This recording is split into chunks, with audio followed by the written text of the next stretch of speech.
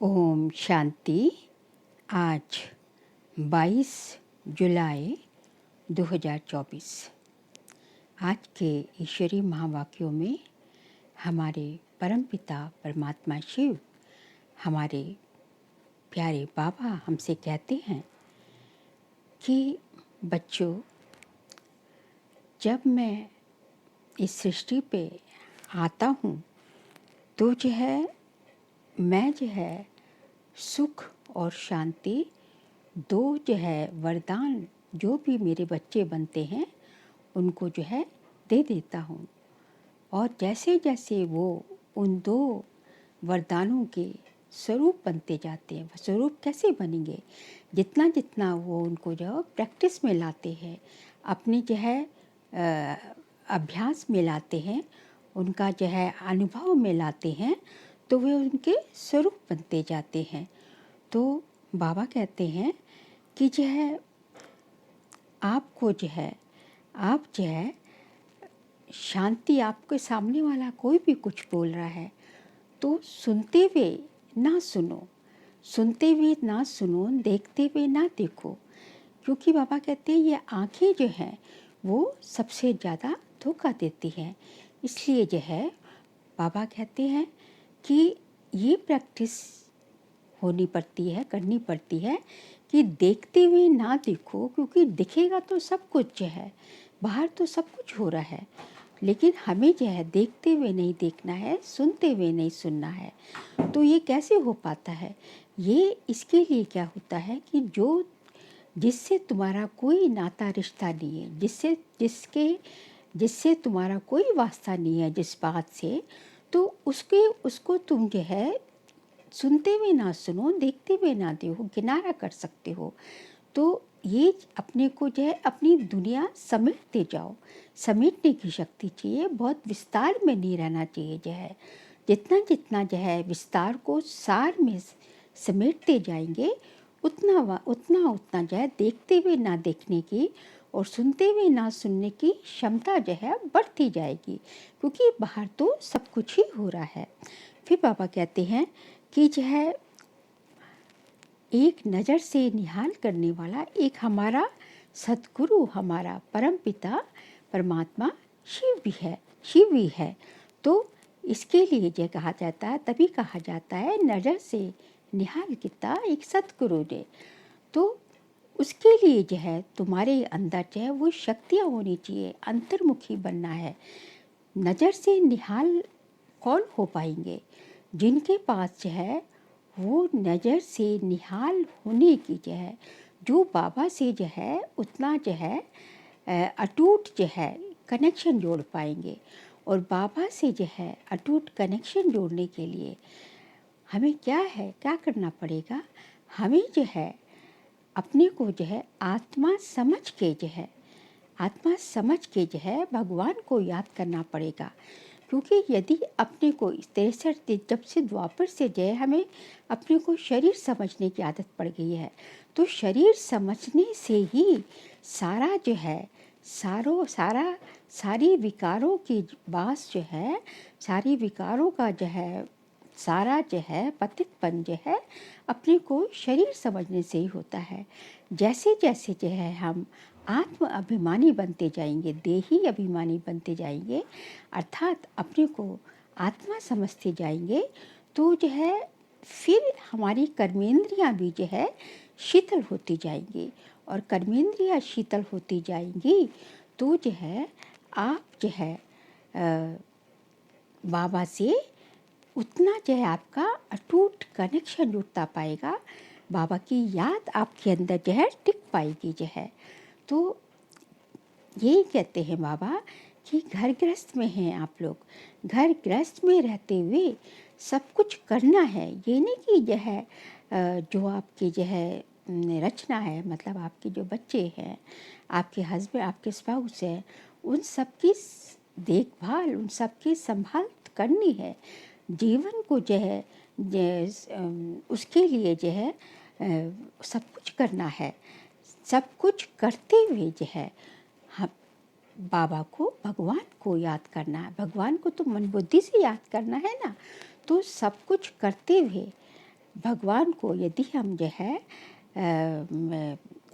मन बुद्धि हमारी जो है भावा में लगी होगी तो हाथों से काम करते हुए भी जो है हम जो है मन बुद्धि से परमात्मा को याद कर पाएंगे। फिर बाबा आगे कहते हैं कि जो है बाबा कहते हैं कि बच्चे कहते हैं कि हमारे पे कृपा कर दो, हमारे पे आशीर्वाद कर दो।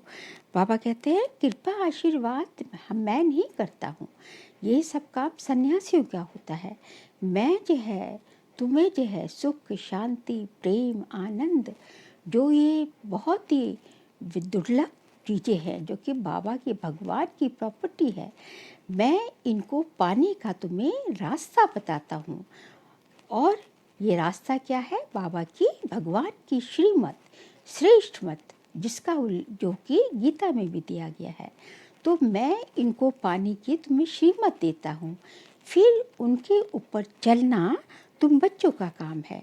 और जो उसके ऊपर उसको ऊपर चलेगा, श्रीमत का पालन करेगा, तो तुम उनको जो है फिर ये सब चीज़ें जो है स्वतः ही मिलती जाएगी। इसलिए बाबा जो है इनको पाने का रास्ता बताते, सुख शांति प्रेम आनंद पाने का रास्ता बताते हैं। तो बाबा की जो है कृपा यही है, बाबा की श्रीमत देना। और हम जितना इसके ऊपर चलेंगे तो बाबा कहते हैं तुम्हें अपने ऊपर अपने आप ही कृपा करनी है। मैं किसी के ऊपर कृपा या आशीर्वाद नहीं करता, बच्चों को अपने ऊपर आप ही कृपा करनी है। मतलब बाबा की जय श्रीमत का पालन करके जो है अपने आप जो है इन सब जो है सुख शांति प्रेम आनंद को अपने जीवन में लाना है। फिर बाबा आगे कहते हैं कि जो है जो तुम्हारे पास्ट के जो है पास इतने सारे जन्म जन्मांतर के विकर्मों का बोझा चढ़ा हुआ है, तो वो सब बाबा की याद से करते रहते हैं। तो बाबा को याद करेंगे तो वो सूली होंगे, विकर्मों का पाप सूली से कांटा बन जाता है। जितना जितना बाबा भगवान की याद में रहेंगे तो क्या होता है, भगवान शक्ति देता है। भगवान की याद में रहने से भगवान से शक्ति मिलती है। भगवान कहता है तुम बोझ क्यों उठाते हो, तुम सारे बोझ जो है अपने मेरे को दे दो। ये जो तुम्हारे मन के ऊपर कोई बोझ है तो वो मुझे दे दो। तो आगे आने वाली परिस्थिति में भी यदि जो कुछ भी आपके मन के ऊपर जो है आप बोझ है, जो आपके मन को विचलित कर रहा है और जिसको आप सोचते हैं कि ये जो है जिसको लेकर आपके मन में दुविधा चल रही है, कुछ गलत काम हो गया, वो सब बाबा को बता दो। तो बाबा को सारे बोझ दे देंगे। तो जब सर्वशक्तिमान तुम्हारे साथ होगा तो आपको जो है बहुत हल्कापन महसूस होगा और वो नई नई टचिंग देगा आपको, आपकी बुद्धि को नई नई टचिंग देगा कि इस तरह इस प्रॉब्लम को सॉल्व करो। इसलिए बाबा कहते हैं पास्ट के विकर्म तो सारे जो सूली से कांटा बन जाते हैं मेरे को याद करके, और आने वाले जो है वो सारे मुझे दे दोगे तो मैं उनको क्रॉस करने की आपको शक्ति दूंगा।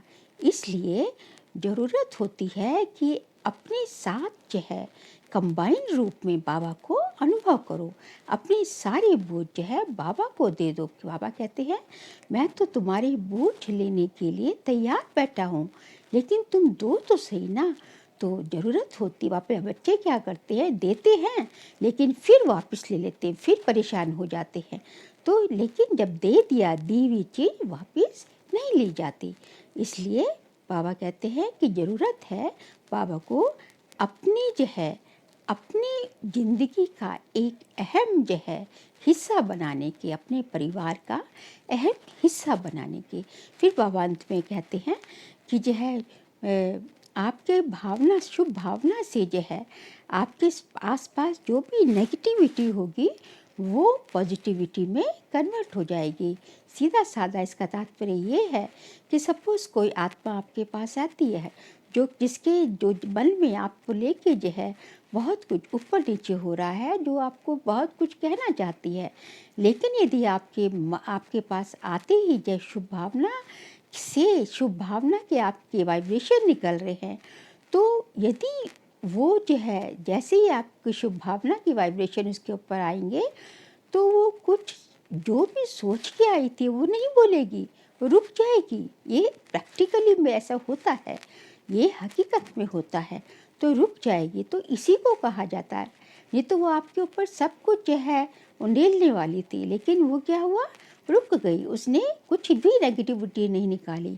तो इसी को कहा जाता है कि आपके जो है शुभ भावना से नेगेटिव को पॉजिटिव में कन्वर्ट करना। और इसी से जो है 1 से 2 से 4 से 10 से ऐसे सभी करेंगे तो पूरा वायुमंडल में पॉजिटिविटी आती जाती है और इसी से एक सुखमय संसार की रचना होगी। फिर इन सब बातों को विस्तार से जानने के लिए सुनते हैं आज के ईश्वरीय महावाक्य। बाबा कहते हैं, मीठे बच्चे देही अभिमानी बनो तो शीतल हो जाएंगे। देही अभिमानी बनो तो शीतल हो जाएंगे, विकारों की बास निकल जाएगी, अंतर्मुखी हो जाएंगे, फूल बन जाएंगे। प्रश्न है, बाप दादा सभी बच्चों को कौन से 2 वरदान देते हैं, उन्हें स्वरूप में लाने की विधि क्या है? उत्तर है, बाबा सभी बच्चों को सुख और शांति का वरदान देते हैं। बाबा कहते हैं, बच्चे तुम शांति में रहने का अभ्यास करो। कोई उल्टा सुल्टा बोलते हैं तो तुम जवाब ना दो। तुम्हें शांत रहना है, फालतू जरमुई जगमुई की बातें नहीं करनी है, किसी को भी दुख नहीं देना है, मुख में शांति का मुलहरा डाल दो तो ये दोनों वरदान स्वरूप में आ जाएंगे। ओम शांति। मीठे मीठे बच्चे कभी सम्मुख हैं तो कभी दूर चले जाते हैं। सम्मुख फिर वही रहते हैं जो याद करते हैं, क्योंकि याद की यात्रा में ही सब कुछ समाया हुआ है। गाया जाता है ना, नज़र से निहाल करना। आत्मा की नज़र आती है परम पिता में और कुछ भी उनको अच्छा नहीं लगता। उनको याद करने से विकर्म विनाश होते हैं। तो अपने पर कितनी खबरदारी रखनी चाहिए। याद ना करने से माया समझ जाती है इनका योग टूटा हुआ है तो अपनी तरफ खींचती है, कुछ ना कुछ उल्टा कर्म करा देती है। ऐसे बाप की निंदा कराते हैं, भक्ति मार्ग में गाते हैं, बाबा मेरे तो एक आप दूसरा ना कोई। तब बाबा कहते हैं, बच्चे मंजिल बहुत ऊंची है, काम करते हुए बाबा को याद करना, ये है ऊंचते ऊंच मंजिल। इसमें प्रैक्टिस बहुत अच्छी चाहिए, नहीं तो निंदक बन जाते हैं, उल्टा काम करने वाले। समझो कोई में क्रोध आया, आपस में लड़ते झगड़ते हैं तो भी निंदा कराई ना। इसमें बड़ी खबरदारी रखनी है। अपने गृहस्थ व्यवहार में रहते हुए बुद्धि बाप से लगानी है। ऐसे नहीं कि कोई संपूर्ण हो गया है, नहीं, कोशिश ऐसी करनी चाहिए हम देही अभिमानी बने। देह अभिमान में आने से कुछ ना कुछ उल्टा काम करते हैं तो गोया बाप की निंदा कराते हैं। बाबा कहते हैं, ऐसे सतगुरु की निंदा कराने वाले लक्ष्मी नारायण बनने की ठौर पा न सके। इसलिए पूरा पुरुषार्थ करते रहो, इसमें तुम बहुत ही शीतल बन जाएंगे। 5 विकारों की बातें सब निकल जाएंगी, बाबा से बहुत ताकत मिल जाएगी। काम काज भी करना है। बाप ऐसे नहीं कहते कि कर्म ना करो, वहाँ तो तुम्हारे कर्म अकर्म हो जाएंगे। कहाँ? सतयुग में। कलयुग में जो कर्म होते हैं वे विकर्म हो जाते हैं।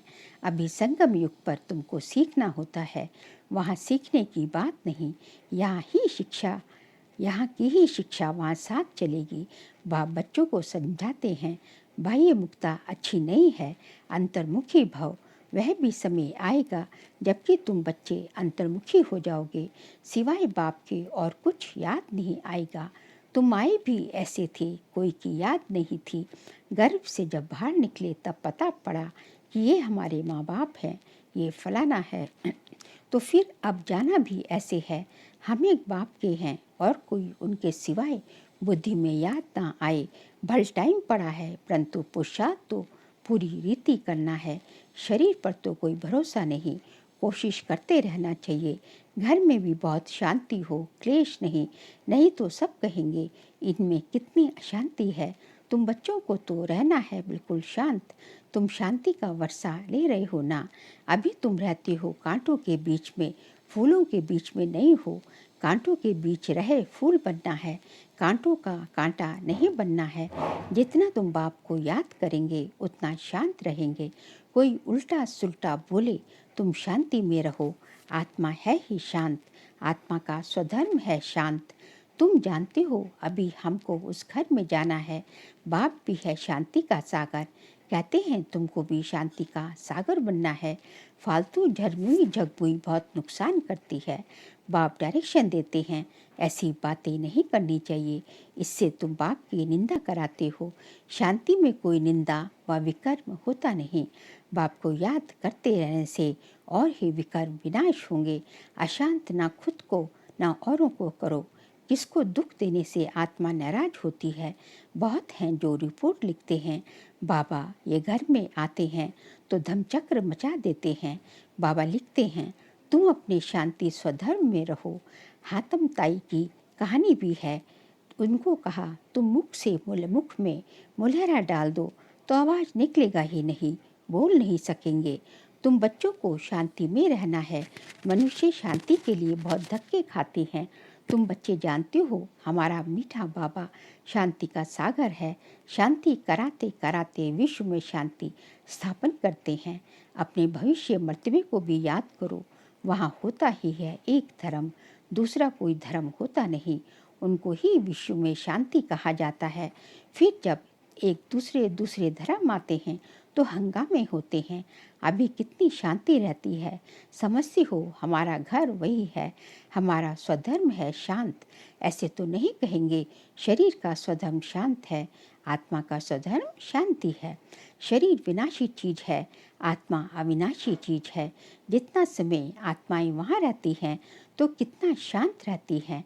यहाँ तो सारी दुनिया में अशांति है, इसलिए शांति मांगते रहते हैं। परंतु कोई चाहे सदा शांत में रहे, ये तो हो न सके। भल 63 जन्म वहाँ रहते हैं, फिर भी आना जरूर पड़ेगा। अपना पाठ दुख सुख का बजाकर फिर चले जाएंगे। ड्रामा को अच्छी रीति ध्यान में रखना होता है। तुम बच्चों को भी ध्यान में रहे कि बाबा हमको वरदान देते हैं सुख और शांति का। ब्रह्मा की आत्मा भी सब सुनती है। सबसे नज़दीक तो इनके कान सुनते हैं। इनका मुख कान के नज़दीक है। तुम्हारा फिर इतना दूर है, वह झट सुन लेते हैं, सब बातें समझ सकते हैं। बाप कहते हैं मीठे मीठे बच्चों, मीठे मीठे तो सबको कहते हैं, क्योंकि बच्चे तो सब है ना। जो भी जीव आत्माएं हैं वह सब बाप के बच्चे अविनाशी हैं। शरीर तो विनाशी है, बाप अविनाशी है। बच्चे आत्माएं भी अविनाशी हैं। बाप बच्चों से वार्तालाप करते हैं। इसको कहा जाता है रूहानी नॉलेज। सुप्रीम रूह बैठ रूहों को समझाती है। बाप का प्यार तो है ही। जो भी सब रूहें हैं भल तमो प्रधान है। जानते हैं ये सब जब घर में थे तो सतो प्रधान थे। सबको कल्प कल्प हम आकर शांति का रास्ता बताता हूँ। वर देने की बात नहीं, ऐसे नहीं कहते धनवान भव आयुष्मान भव। नहीं, सतयुग में तुम ऐसे थे, परंतु आशीर्वाद नहीं देते हैं। कृपा व आशीर्वाद नहीं मांगनी है। बाप बाप भी है, टीचर भी है, यही बात याद करनी है। ओहो, शिव बाबा बाप भी है, टीचर भी है, ज्ञान का सागर भी है। बाप ही बैठ अपना और रचना के आदि मध्य अंत का ज्ञान सुनाते हैं, जिससे तुम चक्रवर्ती महाराजा बन जाते हो। ये सारा ऑलराउंड चक्र है ना। बाबा समझाते हैं इस समय सारी दुनिया रावण राज्य में है। रावण सिर्फ लंका में नहीं है, ये है बेहद की लंका। चारों तरफ पानी है। सारी लंका रावण की थी, अब फिर राम की बननी है। लंका तो सोने की थी, वहाँ सोना बहुत होता है। एक मिसाल भी बताते हैं। ध्यान में गया, वहाँ एक सोने की ईंट देखी।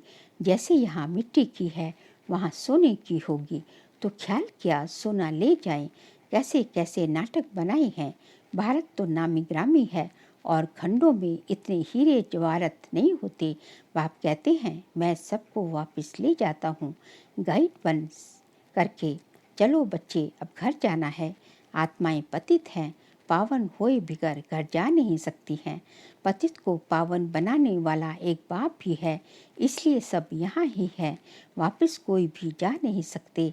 लौ नहीं कहता, बाप कहते हैं, बच्चे, माया तुम्हें और ही जोर से दे अभिमान में लाएगी, बाप को याद करने नहीं देगी। तुमको खबरदार रहना है, इस घर पर ही युद्ध है, इस पर ही युद्ध है। आंखें बड़ा धोखा देती हैं, इन आँखों को कब्जे में अधिकार में रखना है। देखा गया है भाई बहन में भी दृष्टि ठीक नहीं रहती है। अब समझाया जाता है, भाई भाई समझो। ये तो सब कहते हैं हम सब भाई भाई हैं, परंतु समझते कुछ भी नहीं। जैसे मेंढक ट्रा ट्रा करते रहते हैं, अर्थ कुछ नहीं समझते। अभी तुम हर एक बात का यथार्थ अर्थ समझ गए हो।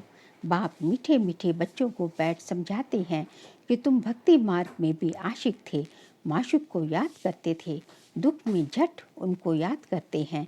हाय राम, हे भगवान रहम करो। स्वर्ग में तो ऐसे कभी नहीं कहेंगे, वहाँ रावण राज्य ही नहीं होता। तुमको राम राज्य में ले जाते हैं तो उनकी मत पर चलना चाहिए।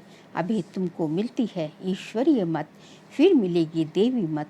इस कल्याणकारी संगम युग को कोई भी नहीं जानते हैं, क्योंकि सबको बताया हुआ है कलयुग अजुन छोटा बच्चा है, लाखों वर्ष पड़े हैं।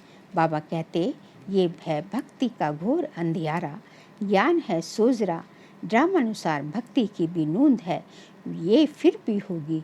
अब तुम समझते हो भगवान मिल गया है तो भटकने की दरकार नहीं रहती। तुम कहते हो हम जाते हैं बाबा के पास अथवा बाप दादा के पास। इन बातों को मनुष्य तो समझ ना सके।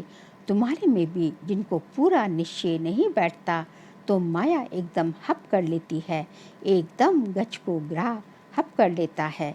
आश्चर्यवत सुनंती, पुराने तो चले गए, उनका भी गायन है। अच्छे अच्छे महारथियों को माया हरा देती है। बाबा को लिखते हैं, बाबा आप अपनी माया को नहीं भेजो। अरे ये हमारे थोड़ी है, ये हमारी थोड़ी ही है। रावण अपना राज्य करते हैं, हम अपना राज्य स्थापन कर रहे हैं। ये परंपरा से चला आता है। रावण ही तुम्हारा सबसे बड़ा दुश्मन है। जानते हैं रावण दुश्मन है, इसलिए उसको हर वर्ष चलाते हैं। मैसूर में तो दशहरा बहुत मनाते हैं, समझते कुछ भी नहीं। तुम्हारा नाम है शिव शक्ति सेना, उन्होंने फिर नाम बंदर सेना डाल दिया है। तुम जानती हो बरोबर हम बंदर मिसल थे। अब शिव बाबा से शक्ति ले रहे हो रावण पर जीत पाने के लिए। बाप ही आकर राजयोग सिखलाते हैं। इस पर कथाएं भी अनेक बना दी हैं, अमर कथा भी कहते हैं। तुम जानते हो बाबा हमको अमर कथा सुनाते हैं, बाकी कोई पहाड़ आदि पर नहीं सुनाते। कहते हैं शंकर ने पार्वती को अमर कथा सुनाई, शिव शंकर का चित्र भी रखते हैं, दोनों को मिला दिया है। ये सब है भक्ति मार्ग। दिन प्रतिदिन सब तमो प्रधान होते गए हैं, सतो प्रधान से सतो होते हैं तो दो कला कम हो जाती है। त्रेता को भी वास्तव में स्वर्ग नहीं कहा जाता। बाबा आते हैं तुम बच्चों को स्वर्गवासी बनाने। बाप जानते हैं ब्राह्मण कुल और सूर्यवंशी चंद्रवंशी कुल दोनों स्थापन हो रहे हैं। रामचंद्र को क्षत्रिय की निशानी दी है। तुम सब क्षत्रिय होना जो माया पर जीत पाते हो। कम मार्क से पास होने वालों को चंद्रवंशी कहा जाता है, इसलिए राम को बाण आदि दे दिया है। हिंसा तो त्रेता में भी होती नहीं। गायन भी है राम राजा राम प्रजा, परंतु यह क्षत्रियपन की निशानी दे दी है तो मनुष्य मूझते हैं। ये हथियार आदि होते नहीं हैं, शक्तियों के लिए वे कटारी आदि दिखाते हैं, समझते कुछ भी नहीं। तुम बच्चे अभी समझ गए हो कि बाप ज्ञान का सागर है, इसलिए बाबा ही आदि मध्य अंत का राज समझाते हैं। बेहद के बाप का जो बच्चों पर लव है वह हद के बाप का लव हो न सके। 21 जन्मों के लिए बच्चों को सुखदाई बना देते हैं तो लवली बाप ठहरा ना। कितना लवली है बाप जो तुम्हारे सब दुख दूर कर देते हैं। सुख का वर्षा मिल जाता है, वहाँ दुख का नामो निशान नहीं होता। अभी ये बुद्धि में रहना चाहिए ना, ये भूलना नहीं चाहिए। कितना सहज है, सिर्फ मुरली पढ़कर सुनानी है। फिर भी कहते हैं ब्राह्मणी चाहिए, ब्राह्मणी बिगड़ धारणा नहीं होती। अरे सत्यनारायण की कथा तो छोटे बच्चे भी याद कर सुनाते हैं। मैं तुमको रोज़ रोज़ समझाता हूँ, सिर्फ अल्फ को याद करो। अल्फ मतलब अल्लाह को याद करो। ये ज्ञान तो 7 रोज़ में बुद्धि में बैठ जाना चाहिए, परंतु बच्चे भूल जाते हैं। बाबा तो वंडर खाते हैं। अच्छा, मीठे मीठे सिक्के लदे बच्चों प्रति माता पिता बाप दादा का याद प्यार और गुड मॉर्निंग। रूहानी बाप की रूहानी बच्चों को नमस्ते। हम रूहानी बच्चों की रूहानी बाप दादा को नमस्ते नमस्ते नमस्ते। सार के लिए पॉइंट्स हैं। बाप से आशीर्वाद व कृपा नहीं मांगनी है। बाप टीचर गुरु को याद कर अपने ऊपर आप ही कृपा करनी है। माया से खबरदार रहना है, आंखें धोखा देती हैं, इन्हें अपने अधिकार में रखना है। सेकंड पॉइंट, फालतू झरमुई झगमुई की बातें बहुत नुकसान करती हैं, इसलिए जितना हो सके शांत में रहना है। मुख में मुलहरा डाल देना है, कभी भी उल्टा सुल्टा नहीं बोलना है। ना खुद अशांत होना है, ना दूसरों को अशांत करना है। आज का बाबा का वरदान है, बाप की मदद से सूली को कांटा बनाने वाले सदा निश्चिंत और ट्रस्टी भव। बाप की मदद से सूली को कांटा बनाने वाले सदा निश्चिंत और ट्रस्टी भव। पिछला हिसाब सूली है, लेकिन बाप की मदद से वह सूली से कांटा बन जाता है। परिस्थितियाँ आनी जरूर हैं, क्योंकि सब कुछ यहाँ ही चुकतू करना है, लेकिन बाप की मदद उन्हें कांटा बना देती है, बड़ी बात को छोटा बना देती है, क्योंकि बड़ा बाप साथ है। इसी निश्चय के आधार से सदा निश्चिंत रहो और ट्रस्टी बन मेरे को तेरे में बदली कर हल्के हो जाओ, तो सब बोझ 1 सेकंड में समाप्त हो जाएंगे। सारे बोझ बाबा को दे दो। स्लोगन है, शुभ भावना के स्टॉक द्वारा नेगेटिव को पॉजिटिव में परिवर्तन करो। शुभ भावना के स्टॉक द्वारा नेगेटिव को पॉजिटिव में परिवर्तन करो। अच्छा, ओम शांति।